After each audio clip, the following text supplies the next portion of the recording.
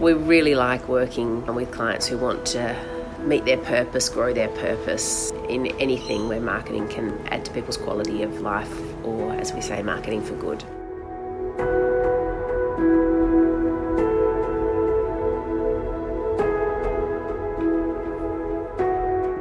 Welcome everybody, and welcome to our special guest, Stephen Moir from Moir Group. Thank you very much for joining us today. We really appreciate your time on our podcast.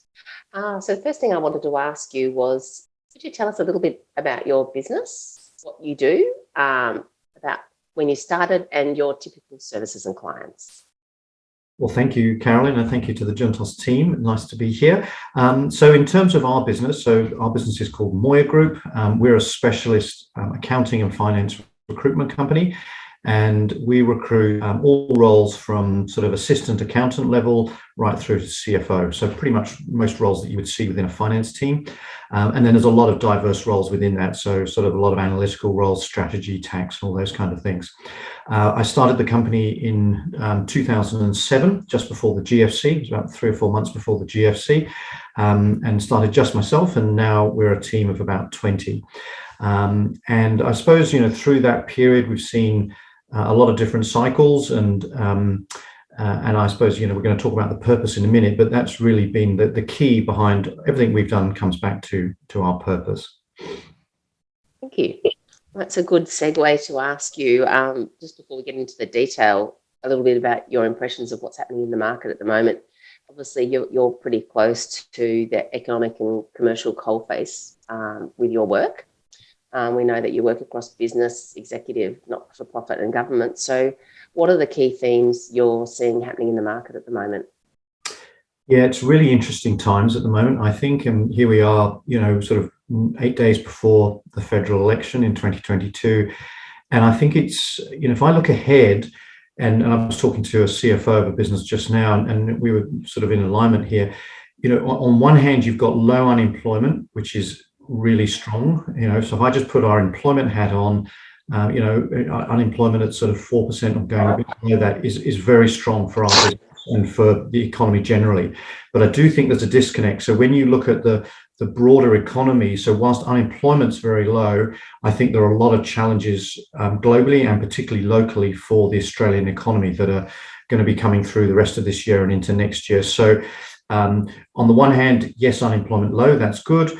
But I think it's not as positive as a lot of people are talking about in terms of the broader economy, interest rates, and just generally, I think a lot of companies, there's a mixture. Some companies are doing quite well, other companies are still really struggling. So it's a funny time in that regard, and I think there's quite a few challenges coming down the tracks, basically. I suppose when you say that, you're sort of thinking about post-pandemic or second stage of pandemic, where we're learning to live with it. Some of the instability in Europe, Ukraine, the inflation rates, some of those bigger macro things. Yeah, definitely. And I think if you look at Australia, then the amount of government spending, that's not sustainable. I think interest rates, and there'll be further interest rate rises, is definitely going to have an impact. I think there's lots of those things, and in a funny way, companies can't get enough staff. So there are even businesses that are sort of doing okay. They still can't expand and grow because they can't find the staff. That's a really big issue right across, pretty much in every employment category. And then I suppose if I look at what we do, we're in white collar, and white collar typically I think has been pretty good over the last few years. It hasn't necessarily been nearly as badly as affected as other parts of the economy. So it's easier to work remotely, all those kind of things. So in terms of, I suppose, that little part of the employment market, the white collar market, I think will still be pretty good, but I think more broadly it probably won't be as strong. That's really interesting. Mm. So you've mentioned your purpose a couple of times. So tell us a little bit about what your purpose is as a business and how you feel having a strong purpose adds value to the business. Well, I think so. In terms of, I suppose, what Moir Group does and what I've done, I've worked in recruitment all of my career, and I previously used to work for a big multinational recruitment company and ended up running their operations in Australia. And what I found there was that I really enjoyed it. I was with them for a long time and I really enjoyed it. But ultimately, I was running a country that then reported to the head office overseas. And really, my role was to manage, the annual budget, the revenue, performance, profit, all that type of stuff, and the people. And what I found in that role was that I didn't really have complete control over the purpose and values. And therefore, when I went out and set up my own business, being very clear on what our purpose is and then the values that come off that was absolutely critical to me in terms of setting that business up. And probably the thing I reflect back on, my business has been going 15 years now. The thing I'm most proud of is that you have an idea and a thought, and it starts around that purpose. And that here we are 15 years later, and it's not always been done it well and stuff, but I think in the main we have, and we have a very clear purpose, and then we've built our business around that purpose, and I'm very proud of that. So our purpose is satisfying job, fulfilling life. And you think about what we do. We're a recruitment company. We help people find a role. So most recruitment companies focus on the clients, so the people that pay their bills. Within our business, we focus more on the candidates. So it's the people that are looking for a role. And we've consciously done that, and our purpose ties into that. So satisfying job, fulfilling life. Everybody can understand. Everybody's been in a situation where they've had a bad boss. They think they might lose their job. They're in an environment they're not suited to, whatever it is. And so a satisfying job, and so being in an environment where you are engaged, you feel that it's a safe environment for you to speak up, actually has a big impact on the whole of your life. And so that's what our purpose is to make sure that we support people to find a satisfying job, and therefore that we have a big impact on their life generally. And what that has meant is that we've built long-term relationships with our candidate community. They then become our clients, they become our candidates again, and you build a very nice sense of trust with those people, because when they're at a point where, as a candidate, when they're looking for something new, or they're very unsure, or they're not happy where they are, that we spend the time and we do all the little things really well. And then for me, that's a really nice way to work. And I enjoy that very much. And that's why I still, after all these years, love doing what I do. That's great. So, it's such a did you meaningful see purpose. that there was a gap in the market when you were kind of thinking about the direction you wanted to take your own business, Stephen? Did you see that there was a bit of a need for this kind of ethos in the recruitment sector that wasn't? Yeah, I did actually. I'm sorry. I think it was, a lot of recruitment companies can be very transactional. It's a transaction in time. We've got a role, we find somebody, and then you move on. So by focusing on the candidate and everything we've then done, so all of our marketing and everything comes back to that, and providing really good quality support and advice to people at different levels and stages in their careers, then you can demonstrate that level of care and you build up that trust. So yeah, I did think there was a gap there, but at the same time, I suppose it's how I like to do things. I think it's sort of, by doing that really well, you basically become that trusted partner that then drives the profit of the business. So it's a very nice way to do it, rather than putting the profit first and then everything else flowing from that. And how's that played out? I mean, it's a great story for candidates to be in the centre of the business always, and you can definitely see how that your purpose makes sense to them and resonates. How does it play out from an internal point of view, your own staff? Yeah, in terms of how we look after our staff. Yeah, and how you live the purpose, or the role the purpose has for them. Yeah, well, and that's just a really important point, actually. So for the first few years, we were very focused externally. Then I realized that it's just as important internally with our team. So we spend a lot of time talking about what that looks like internally in terms of the way we support each other. And I suppose, we have and Juntos helped us with this a lot, a concept of what we call the Moir Group wheel. And right at the center of that is our purpose. And then there's an inner wheel, and it has 3 segments. And one segment is around what we call one team, which is the collective, how we work together.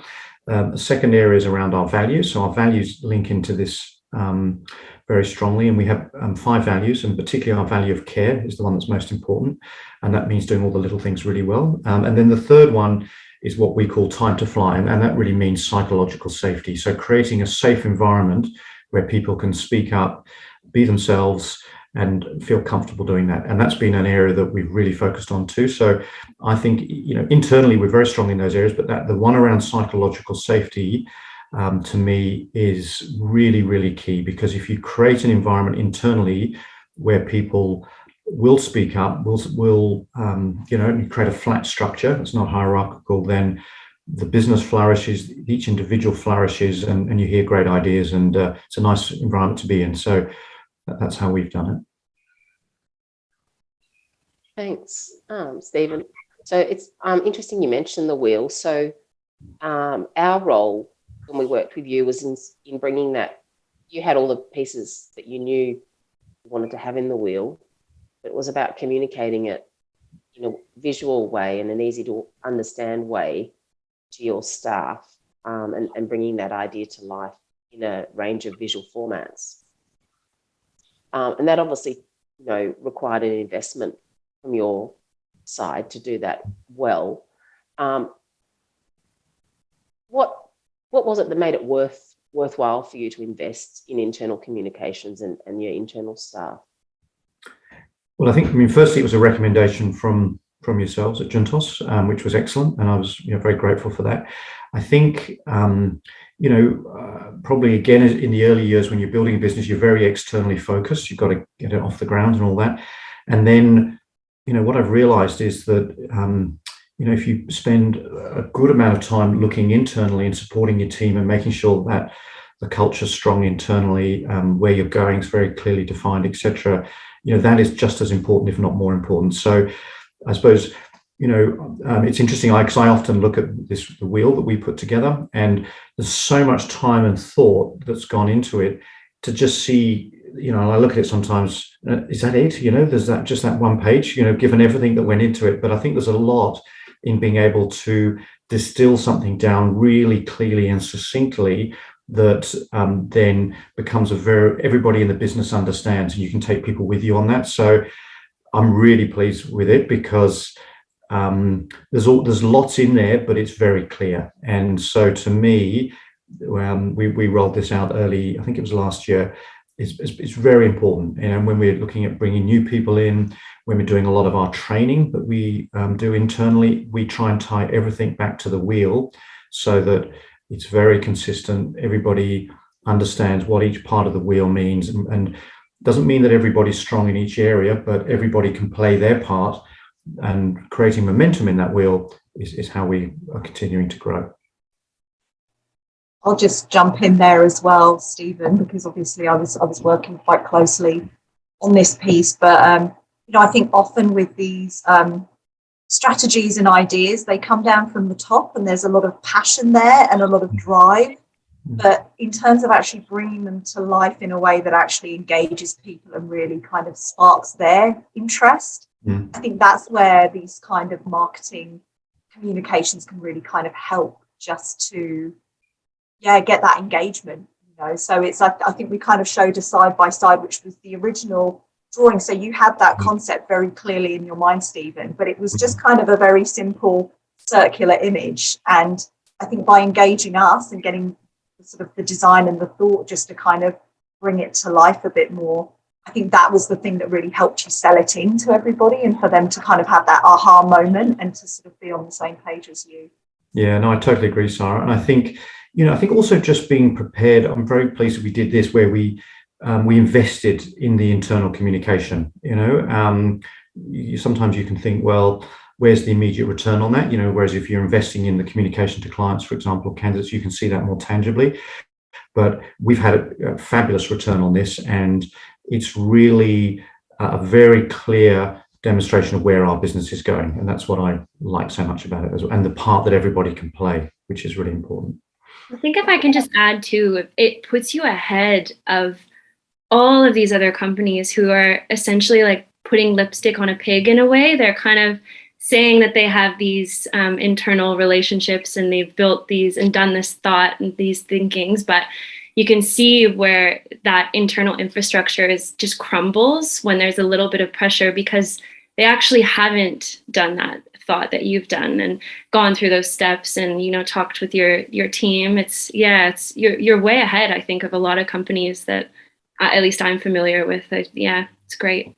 Thank you. And I think that's right. I think once you have something that's very clear and robust like this, you know, you look to the medium term a lot easier, and therefore you can deal with some of the short-term challenges that you face. You don't make short-term decisions. So when we invest, when we look at bringing new people into the business, you know, all of these things we can bring back to the wheel and where we're going in the medium term as a business. And that's, it keeps things very grounded and you've got a nice, clear, stable kind of sense of where we're going. Do you know what I mean? Which is, we're not just reacting to events that are happening in the short term. Yeah. Really good to hear. Mm. The other thing I would sort of comment is that something like that that's on one page can be deceptive. It can look very simple, but that's actually the hardest thing in the world, to distill complex messages into one page that everybody can understand. So it's great to hear that you feel like you're getting traction with it.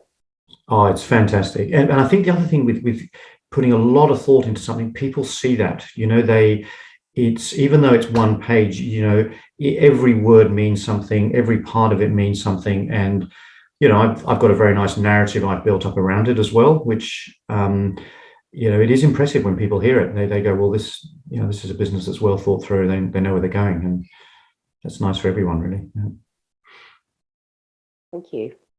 So when you think more broadly about being a business that's very much focused on your purpose and driven by your purpose, are there any challenges that you've experienced from a commercial point of view trying to have that balance? In what sort of regard, do you think? Well, is there work that you've had to turn down, or decisions you've had to make in the short term that might have been harder commercially in order to stay true to your purpose? Definitely. And I think there's two sides to this. One is external, one's internal. So I think externally, as our business is growing, we're very strong around environmental, social governance, so the whole ESG area.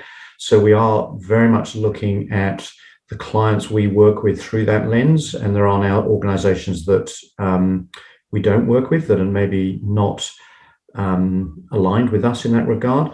And I think also with our purpose, our values are intrinsically aligned. So we've got these 5 values, and one of the values, for example, is partnership. So if we feel that there is no partnership with our clients or our candidates or whoever we're partnering with, then we will pull back from that. So we do make all our decisions through the lens of our purpose and our values. So often if one of my team come to me and say, you know, if they've got a query, I'll ask them what they think the answer should be. And really, we're pretty well thought through on this now. They will have looked it through our purpose and values. And if the answer's always there. So what that means is you make good, consistent decisions because you have a clear purpose and values. So that's been really, really good. And we've come a long way as a business on that. So that's external.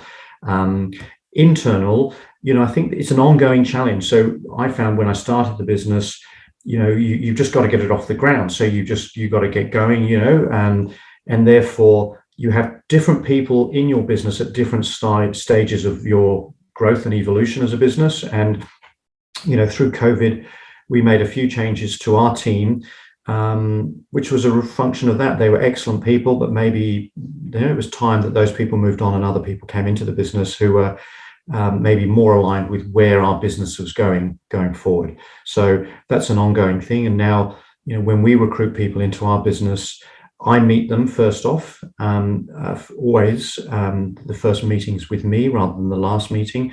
And I always ask them, my whole interview is based around our purpose and values. And if that's there's not alignment there, then they don't go through into our process any further. So so internally, all our decision making in terms of who joins our team, what we do, how we work with each other, comes back to our purpose and values too. That's really interesting, because I think there's a lot of businesses or organisations, not-for-profits as well, trying to get the balance between being commercial and having an ongoing concern, viable, financially viable concern, but getting that fitted with fitting with being a purpose-driven organisation and being true to their purpose. So it's really interesting to hear. Yeah, and I think what's happened also through COVID, and you'll see a lot more of this going forward, people are re-looking at what they want out of their employer and their job, and what they do for work. And I think you're going to see a lot more people making decisions about where they work and what they do based on the purpose of that organization. And we're seeing it already. And not only but then living that purpose and actually it's fine. You can't just say this is our purpose and then go and operate over here. You have to have the rigor and the structure in place that enables you to make sure that what you're doing delivers on that purpose. Otherwise, it's actually probably worse than not having a purpose at all. So I think you're going to see very interesting times going forward where if companies are not clear on their purpose and they don't live that purpose, good people will leave, and they should. Really interesting. I think the other thing there as well is possibly how people who are purpose-led and how businesses who are purpose-led, how they then express that ethos and how they do that through their brand as well. It's good to kind of behave and have those principles in place, but how do you ensure that your customers kind of understand exactly what's at the core of your business? Yeah, and I think that's often a hard thing, because most people don't like to shout things from the rooftops. Most people that are in businesses that are purpose-led tend to be, in my experience, fairly humble type of people, and they just, they're very well-meaning, they do a good job, and they don't shout it from the rooftops. So marketing's then key, because you've got to get that message out there. Do you know what I mean? If you don't tell people, how do they know? So I think that's very important here. And certainly that's what we've done with yourselves. Especially considering your partnerships as well. You're wanting to connect and engage with the right kind of people and those partnerships with the right kind of businesses. So and I think because we've been going for a while now, we do have our clients and our candidates do know what we stand for, and we've been very consistent around that. So again, it takes time. You can't do this overnight, from my experience. That sense of building up trust, it takes a lot of time, and it's often the little things. It's doing those little things that you commit to. It's in our business, it's little customer service things which are key, or it's the events that we hold that are aligned to our purpose and things like that. So true. One more question one more area to explore quickly. You mentioned ESG, environmental, social and governance, and wanted to ask you about that, and diversity and inclusion, and how you see that playing out as we go forward, I suppose, in your organisation and in the market more broadly. Well, I'm very passionate about both those areas, and if I take ESG first, to me, it's the number one thing that's going to be affecting everybody's lives now and into the future. You can see it happening already. I actually think that a lot of companies are leading in this area, more than the federal government, for example, which are following. So, if I think about what we do as we recruit finance people, so CFOs, finance controllers, and a lot of CFOs are leading their businesses in this area, and we're encouraging them to do that. So often the sustainability function is increasingly coming under the CFO. So that's a fabulous opportunity for CFOs to lead in what's a critical area. I think for business generally, the opportunities, and for Australia, are unbelievably good. It's a really interesting time, but you've got to jump on and get involved, is my view. And so we're strongly advocating for the finance community and CFOs to lead in this area and to get involved.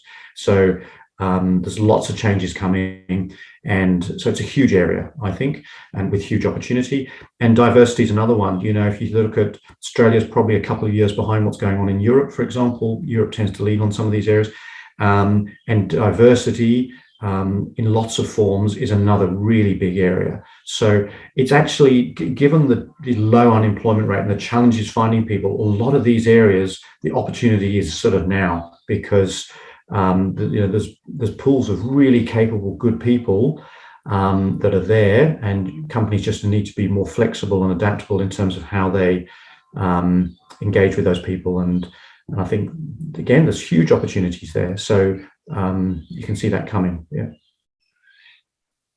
That's really interesting. So is there anything else before we wrap up that comes to mind that, on the topic of marketing for good, or being a purpose-led organisation, like to share? Well, I think, that for me, we've invested quite a lot in marketing over the last number of years. Certainly, and I see it as an absolutely key part of our business. So it's an investment. It's an investment in what we stand for, and our purpose is key in that. So, but it's also been a very strong investment in the growth of our business. And what I've noticed is you don't necessarily see the immediate tangible results from that, but it builds over time. And then it becomes that momentum that comes from that is absolutely fabulous. So you need to be doing a number of different things and investing in those, and not expecting them all to show an immediate return next month or what have you, but you build on it, and then that return, and we've seen that over the last few years, just comes back to you time and time again. And I'm, it's the investment we make in marketing to support our purpose and to support our business generally is very, very important to me, and it's been very important to our growth. Thank you. A lovely note to finish on. It's been great to have you in our podcast. Thank you. Really enjoyed hearing about the business and your purpose. And we wish you the very, very best going forward. Well, thanks so much to all of you. Thanks, Stephen. Okay. We really like working with clients who want to meet their purpose, grow their purpose in anything where marketing can add to people's quality of life, or, as we say, marketing for good.